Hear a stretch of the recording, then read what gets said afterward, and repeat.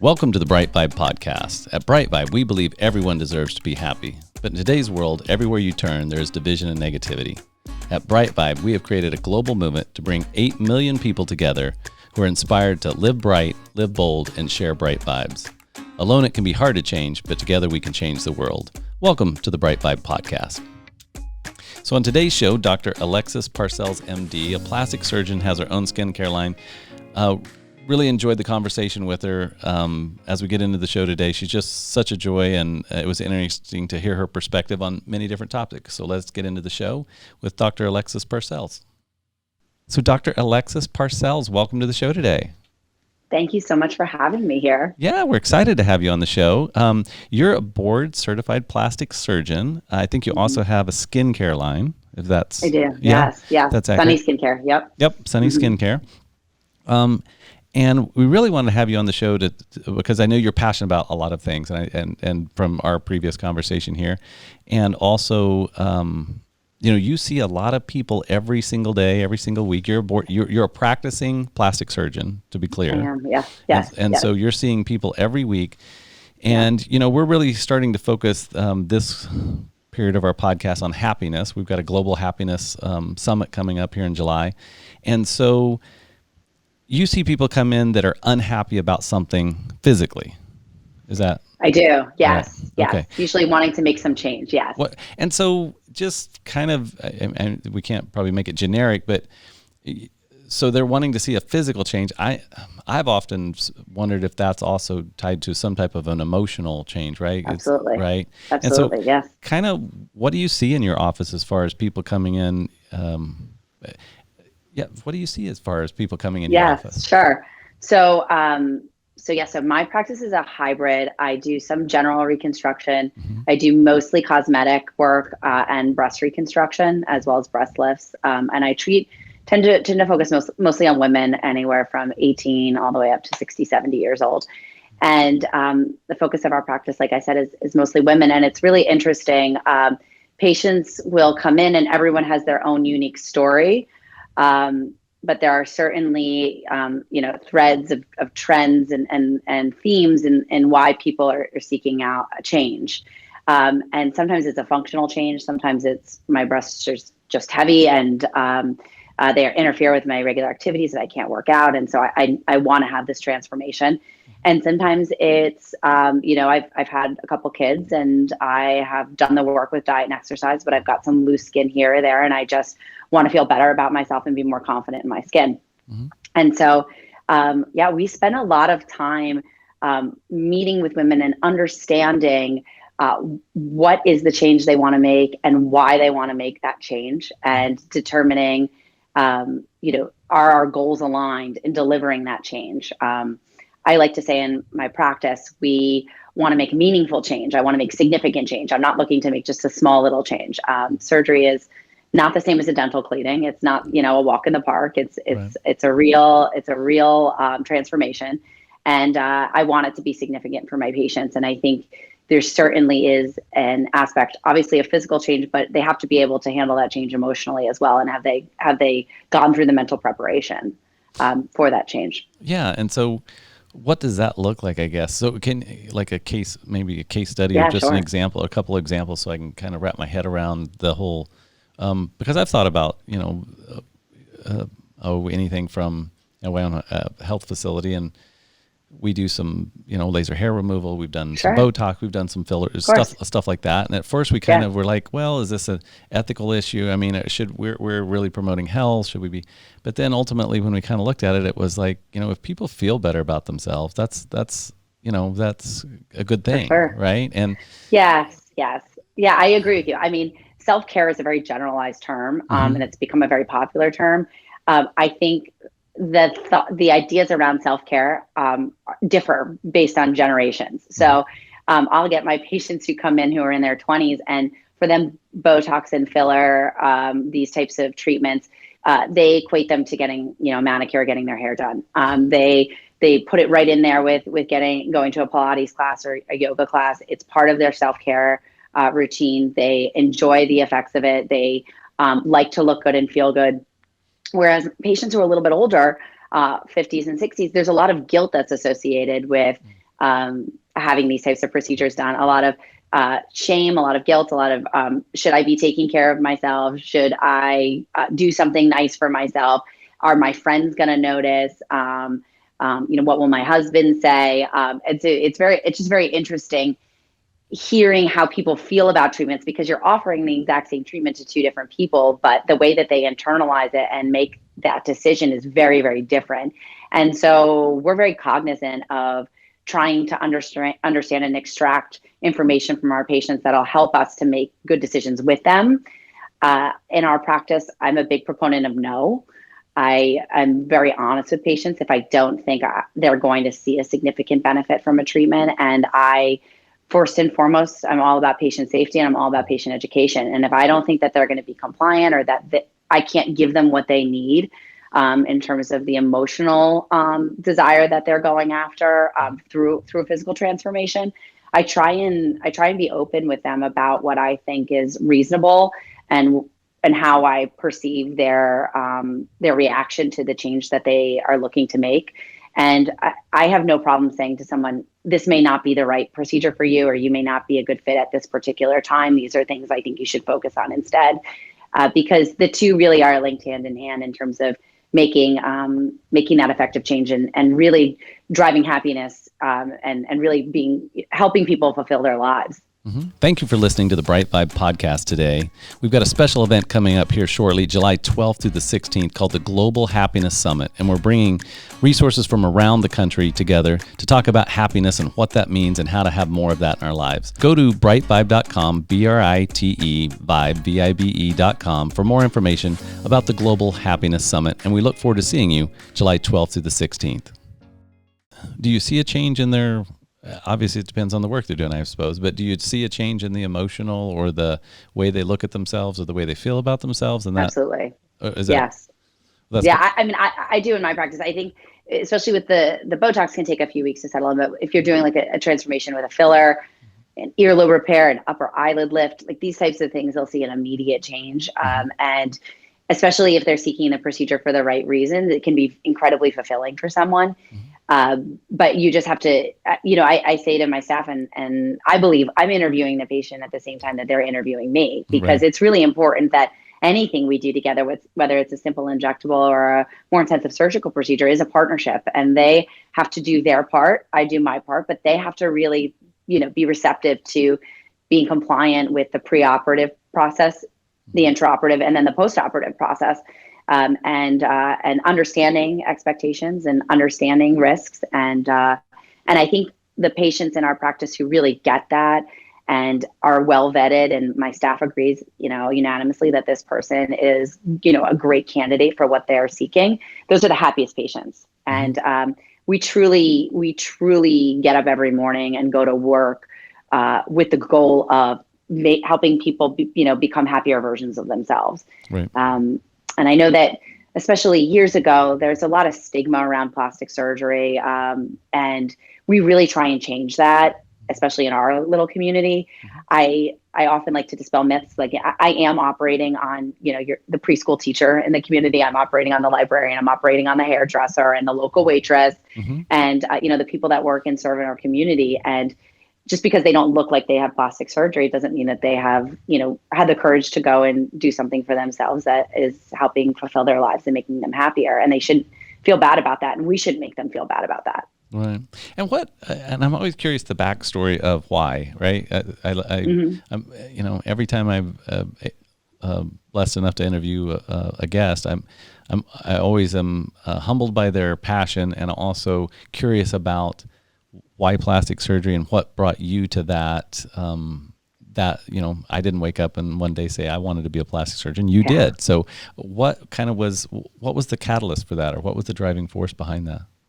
So it's an interesting question. I grew up in a family where my father is a physician. He's a surgeon, and the office was attached to our house. And I saw firsthand, the 1980s and old school medicine, and I saw firsthand sort of how he was able to impact our community just by him being next door, and by way of being in the office, helping to file charts or get patients in rooms, shoveling the walkway when snow had come. I mean, it was very much a part of our family growing up. And I knew I was always interested in surgery.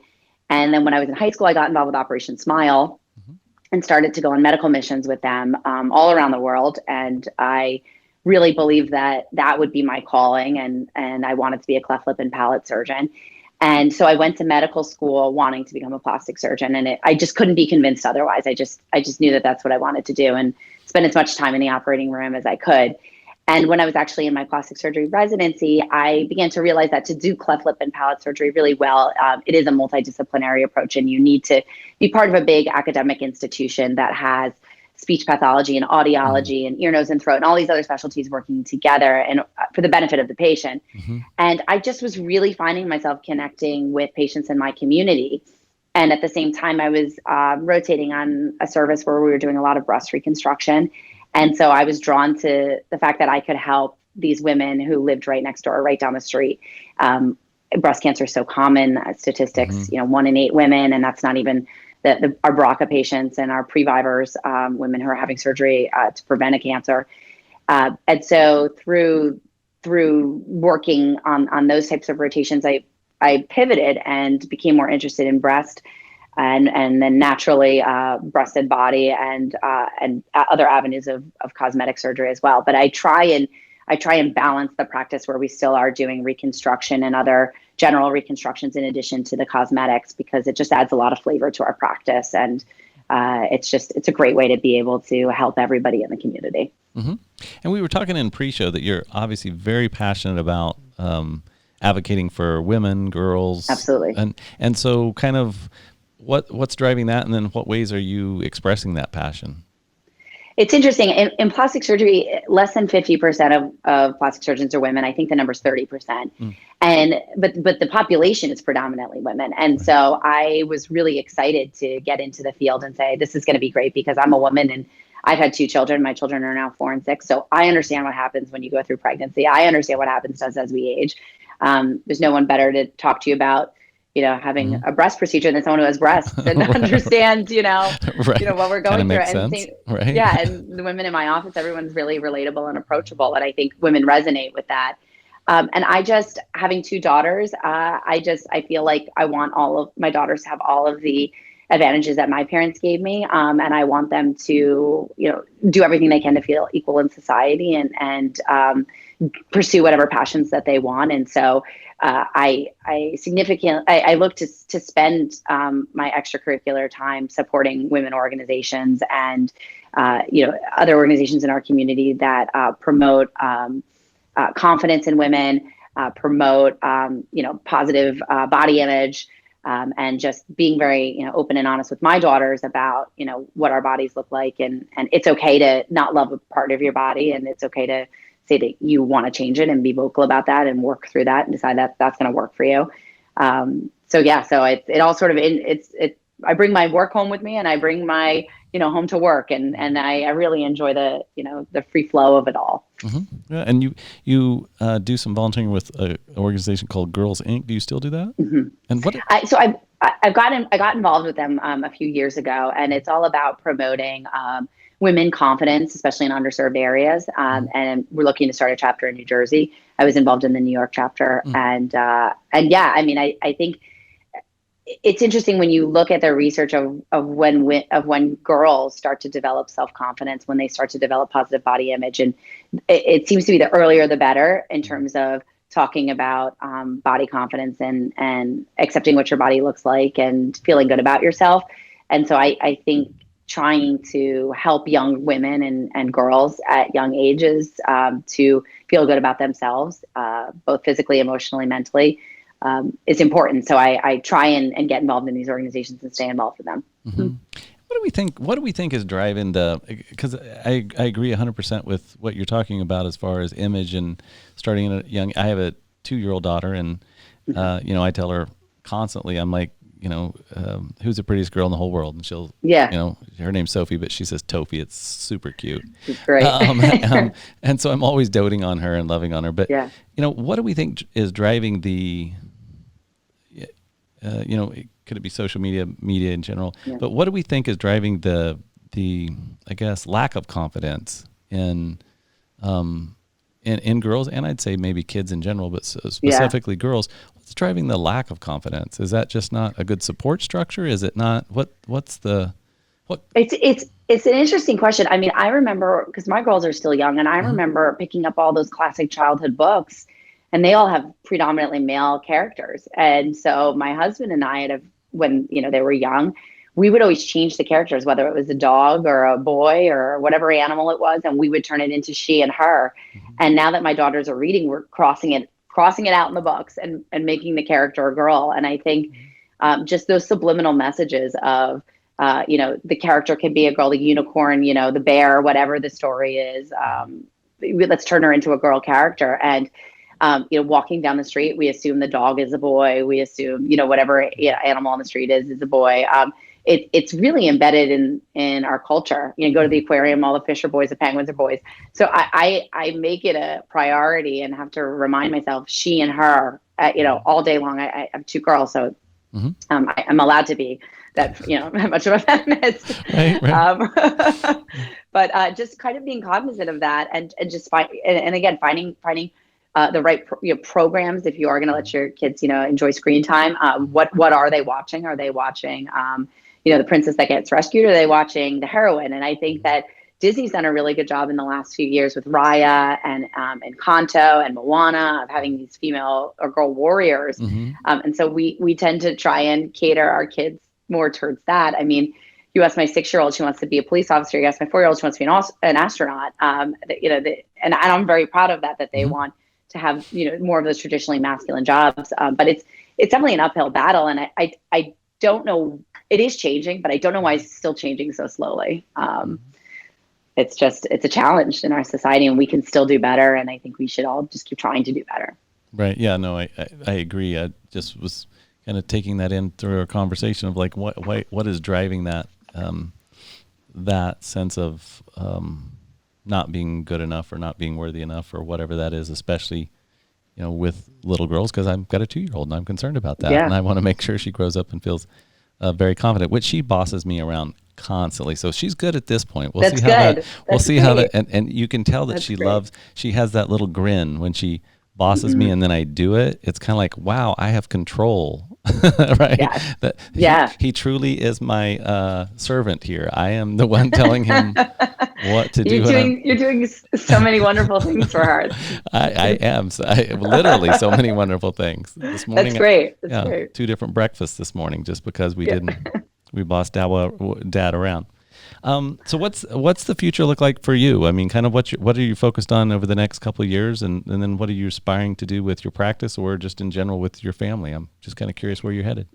No, it's great. It's a good question. So we just expanded our practice. We opened a New York City location. I'm really excited about that, just to be able to treat more women and sort of get our message out regarding empowerment. There's, like I said, there's a lot of male plastic surgeons, so it's nice to be successful and play in the same sandbox as all the guys.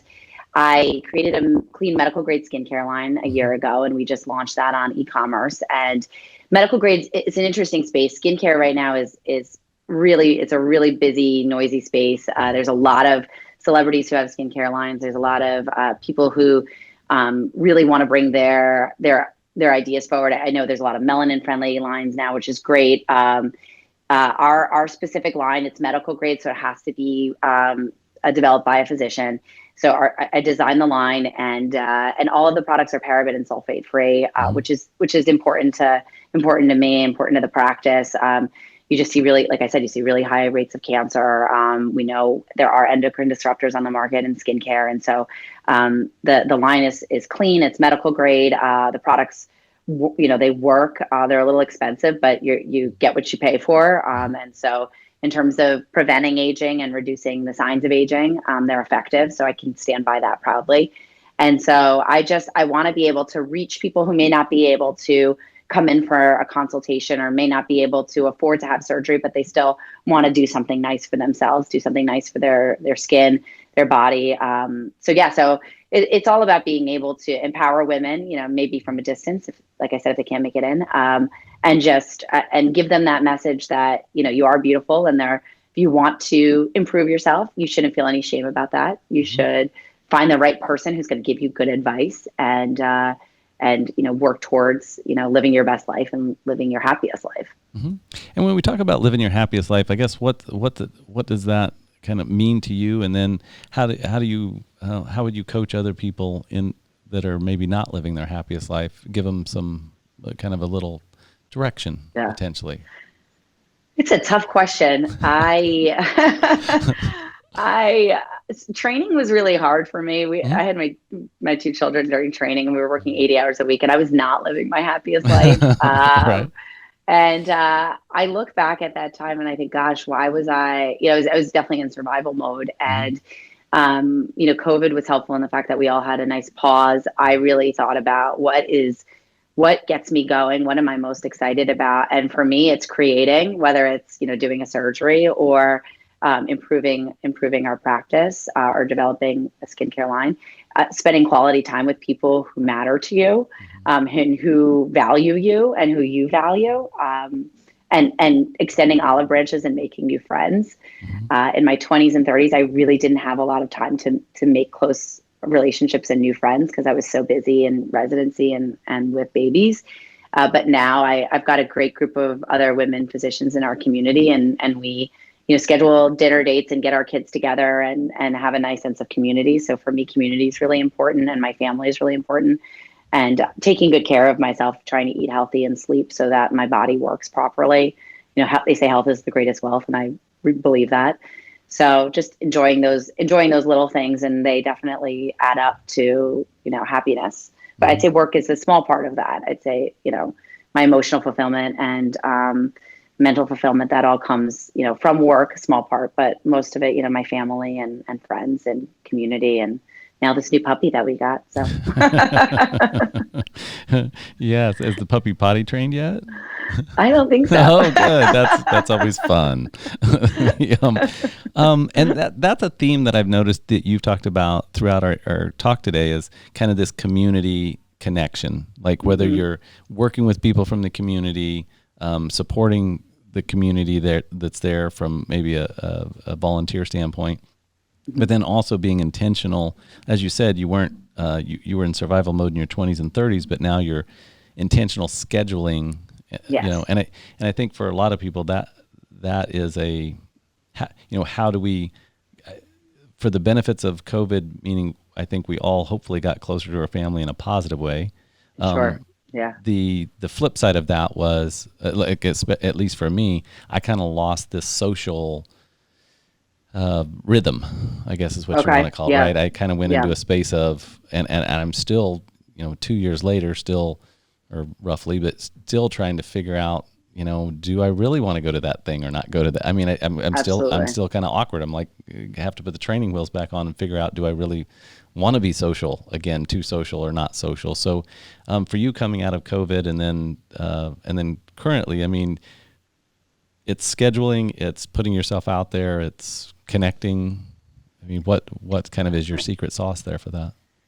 I think it's balance, trying to obtain a certain level of balance and just listening to your inner self on whether or not it feels right. And, time is so valuable. And I think people undervalue the time that we have. And, what are you spending the hours of your day? Are you, and are you enjoying the decisions that you're making? And it's a tough question because so much of what we have to do is out of our control.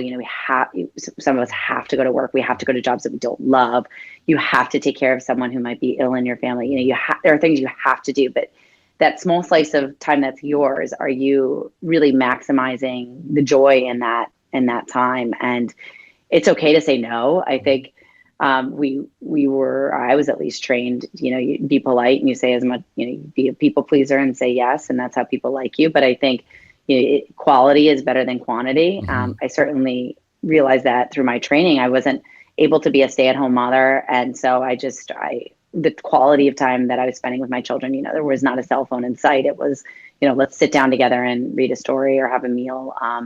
So the quality of time you spend with people that you care about is more important than the amount of physical time.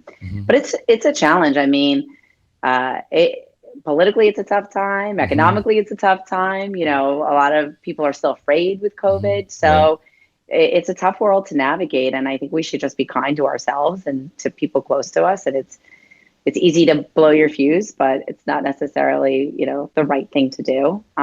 So just taking a little bit of time to think about, how you want to be seen and how you want to make decisions and where you want to spend your time, defines you. So, you just have to remind yourself to choose wisely.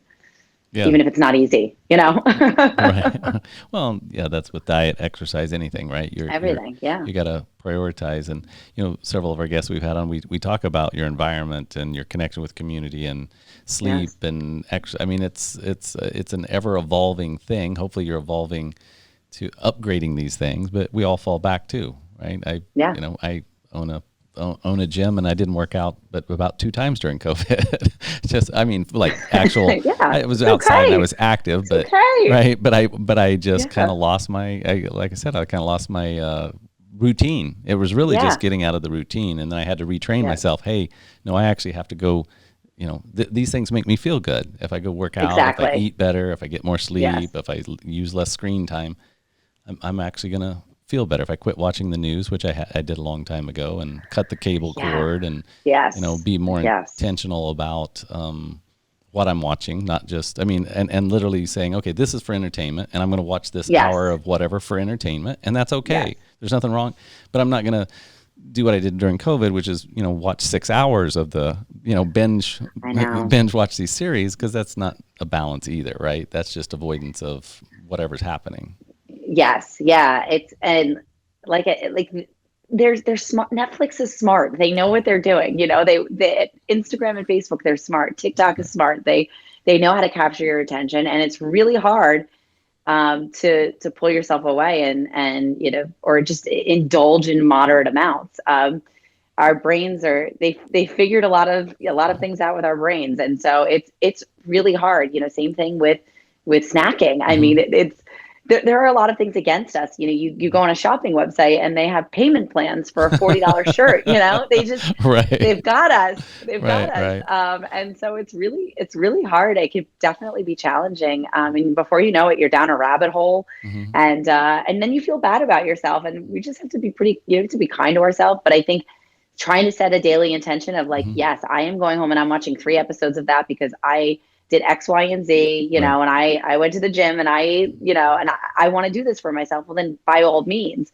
but it's that non-planned, and all of a sudden you spending, your credit card number comes out, you just click to spend, or you're stopped at, McDonald's, or it's really, really hard. I think it's harder than it was in past generations to make good decisions. And especially with young kids, just teaching them, our kids, teaching you how to eat healthy, what's an appropriate amount of screen time, because they're in it far worse than we are. I mean, we remember a time without a phone. I feel for the next generation, and they're not going to even, it's funny. I had a conversation with my daughter a couple of months ago, and I was trying to explain, she's 4, and I'm trying to explain the concept of God to her. Yes. And I was saying to her, you can't see God.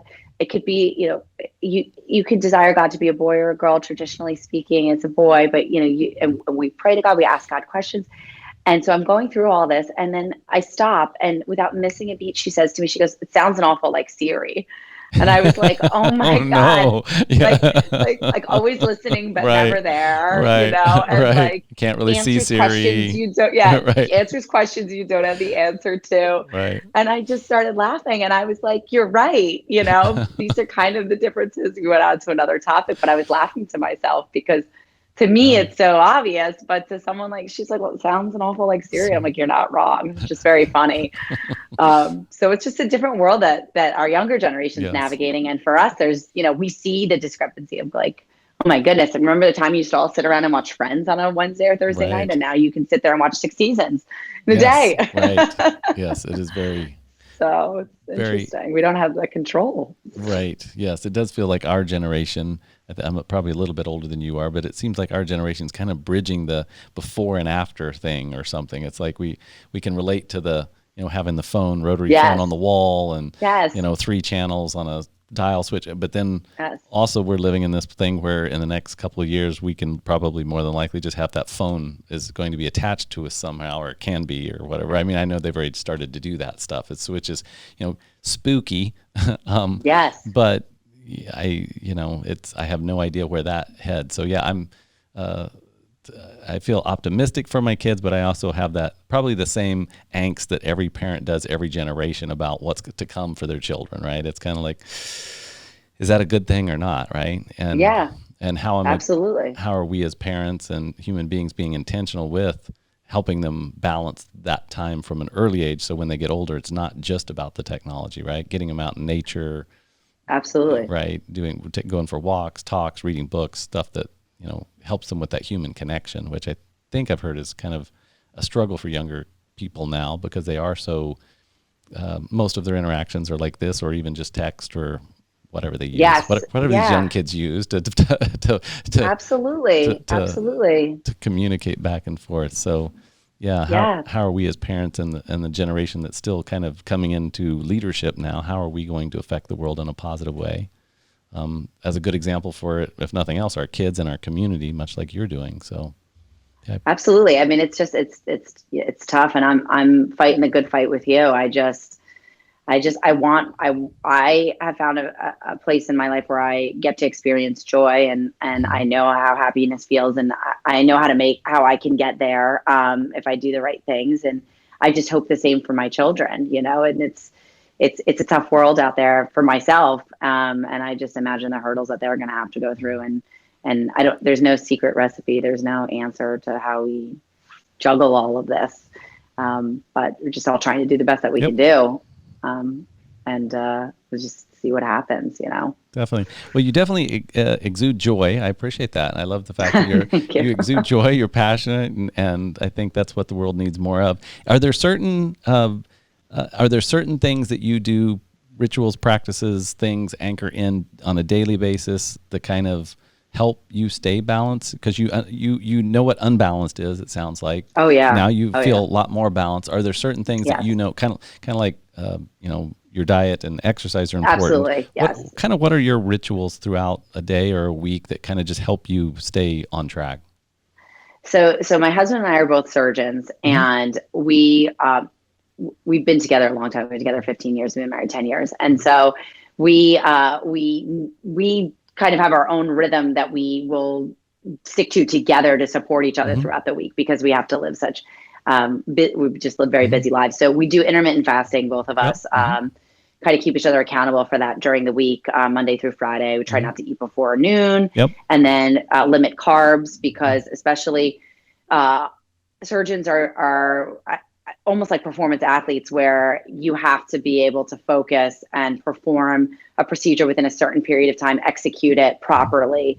And the way that your brain functions is really important. It can make a difference between, a seamless procedure and something that ends up with a complication. So we're up pretty early, 6, 7 o'clock in the morning, either in surgery or starting our day. And I think that fasting state is very good for focus. So we'd really try and maintain that during the week. On weekends, it's free for all, whatever we want. And I think that's really nice to let your body take a break. I opt for 7 to 8 hours of sleep a night. I'm trying to be in bed around 9, 10 o'clock, and then up around 6, 5:30, 6 o'clock. As much undisturbed sleep as possible. Obviously, if one of us has a case the next day, the other one has to be up with kids. We'll rotate that. And then it's really important for us to be home to put the kids to bed, at least try and have dinner, a little bit of family time. So that's a priority for us. We have a nanny who helps us during the week. She lives with us during the week, and she is instrumental in parenting, and we treat her like a parent. She has a parental role in our house, and I think that just giving her that level of autonomy and authority has been successful for us. So just kind of taking the reins down and saying, okay, she's allowed to make decisions and talk to us and feel equal in this, has been really good for our daughters and for our marriage. So yeah, and then we're not overly spiritual people, but my husband grew up spending a lot of time in nature, and so we've got the girls at playgrounds at least 3-4 times a week. Try to do nature walks, planning vacations outside.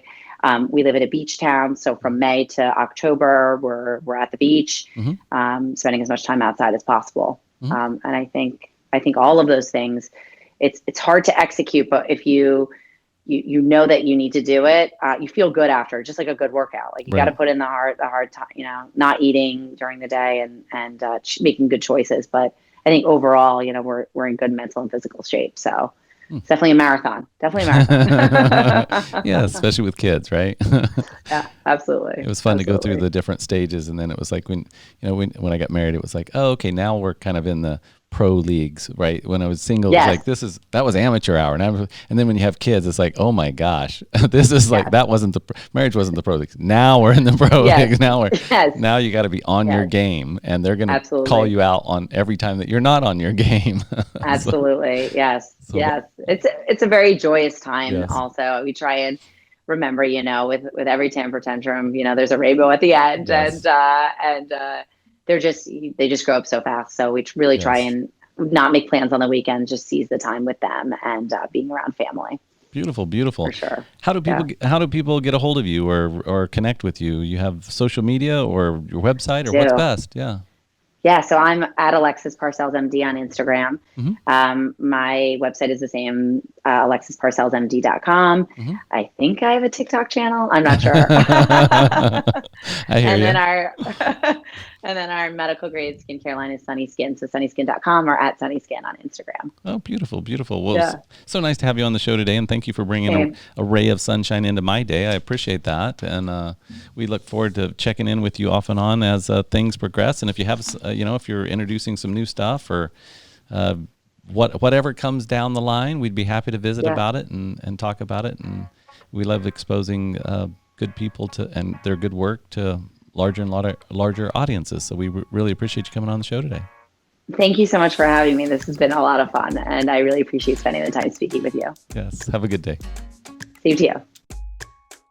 Thank you for being a part of the BriteVibe podcast. For more information, go to britevibe.com. That's BRITE Vibe, VIBE.com. Thank you for listening.